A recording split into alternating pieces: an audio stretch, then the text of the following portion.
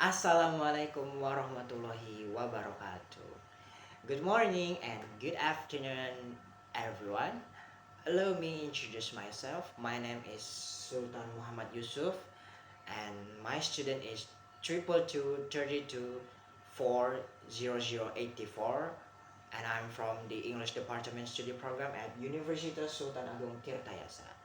On this occasion, I will present the result of my curriculum analysis of English language teaching within the Merdeka curriculum, specifically for PhD, grade 8, and junior high school. This project is as to fulfillment of the final test for the English language teaching planning course supervised by Dr. Sutrisno Sadji Effendi. Okay, we move to the next slide. Is a project overview. There is a two main concept. So let's break down it. So for the first concept is a semester-long syllabus design built from the learning outcomes, or we call it CHEPE, which is then developed into a learning objective, or we call it TEPE, and structured into a learning sequence, or we call it too a TEPE. This syllabus consists of 6 learning objectives organized according to taxonomy Bloom and 18 weeks learning sequence covering the three text types. The first one is descriptive, recount, and also the procedure. And for the second is about the lesson plan. The lesson plan or modul ajar for a single meeting, specifically meeting 17 and 18 total meetings with the time allocation of 2 periods or 18 minutes. The learning flow begins with an opening, a review material, independent writing with teacher guidance, peer review, and concludes with the reflection and closing. This entire process is supported by 3 layers of assessment. The first one, as we can see, is diagnostic, formative, and also summative. And we move to the next slide, is slide 3 from CHEPE to ATP. Now, let's talk about this slide. For into TP 1 and TP 2, at the level remembering and understanding, where students identify and explain the text structure. Within the TP 3 is at the applying level, where students begin producing the text. However, the TP 4 and TP 5 are at the analyzing and evaluating level, where student is compare and assess their text quality. And for the TP 6 is at the creating level, where the student independently procedure text in oral or written and visual forms like this. This progression is then arranged into a 18 week sequence. There, the first weeks is through 6 for descriptive text, and also weeks 7 through 20 for recount, and also 13 until 15 is for procedure, and for the weeks 9, 16, and 18 is for all types and portfolio. So the design is genuinely progressive, moving from simple to complex. Now let's talk about the instructional design. In instructional design approach, we we apply 3 core principles. The first one is genre-based approach, which mandated by 2025 subjects guideline, with 4 states is BKOV, MOT, GKOT, and IKOT. The second is the student-centered approach. In the student-centered approach, in which the teacher acts as a facilitator. And the third is the principal eclecticism, which means combining a various approach responsively based on the student need. Okay, in the terms of teaching methods, each TP is paired with a different method. As we can see here, TP 1 and TP 2 is use direct instruction, since student need explicit explanation from the teacher. And for the TP 2 and TP 3 is using discussion method. And for the TP 4 and TP 5 are using problem-based learning to train a critical thinking.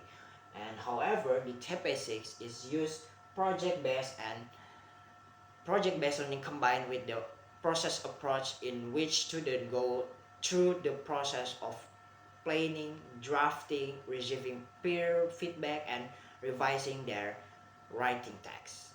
This approach is also supported by WISKI 2024 study, which found that grade 8 students who went through this process approach achieved and significantly higher writing scores compared to the control group. Okay, now is the assessment design. In assessment design, as we can see here, we apply three types assessment. The first one is diagnostic assessment. It's conducted before each text. You need to identify student prior knowledge. And the second is about the formative assessment. It's conducted throughout each meeting to monitor progress and provide actionable feedback. And for the third is also the summative assessment, which is conducted at the end of each unit to evaluate student authentic, communicative, and also the achievement. And for the summative assessment weighting, we divide it into uh, into written, oral, visual, and attitude components with provision adjusted for each text type up to the final portfolio, which includes a visual component worth 20%, and also the entire assessment, as we can see here, the entire assessment design is grounded in the principle from Black and William, which states that formative feedback is an effect size of the 17% would apply systematically, meaning it impacts on the student learning outcome is genuinely significant. Okay, in this slide, we talk about the challenge and recommendation. Of course, in implementation, we can identify several challenges, but first, a shift in teacher paradigm for knowledge transmitter to facilitator, which requires a deep change in professional identity.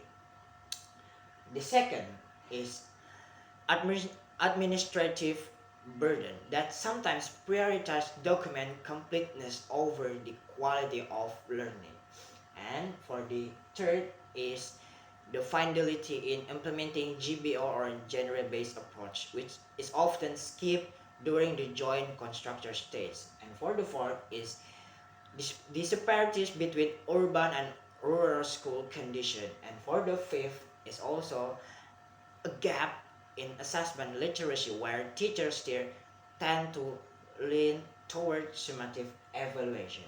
And to address this challenge, we formulated 5 recommendations. The first one is PLCEs, or Professional Learning Communities for Teachers, establish the process approach as the standard practice in every unit.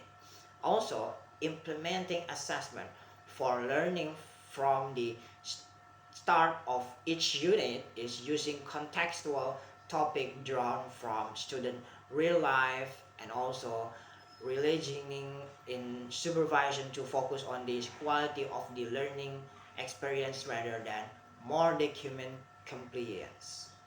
And okay, so this is our last slide, is reflection and closing. In closing, allow me to share a personal reflection from the process or developing this analysis. A well-written curriculum is necessary starting point, but never sufficient on it is all. It means the greatest challenge was not building the ATP or formulating the TP, but bridging the gap between the curriculum intention and also classroom reality. So, in the implementing the genre-based approach, consistently carrying out the process approach in full and designing assessment that genuinely inform learning of the requires process, professional commitment far deeper than mere administrative compliance. As a pre-service for the teacher, this project is also has reinforced me to conviction in me the quality of learning that student experience depends heavily on how deeply the teacher understand about the curriculum process and their own role within it. And also, the documents can be neatly formatted, but understanding must be built through real experience. And That's all from me to conclude my presentation. Thank you for your attention and see you again.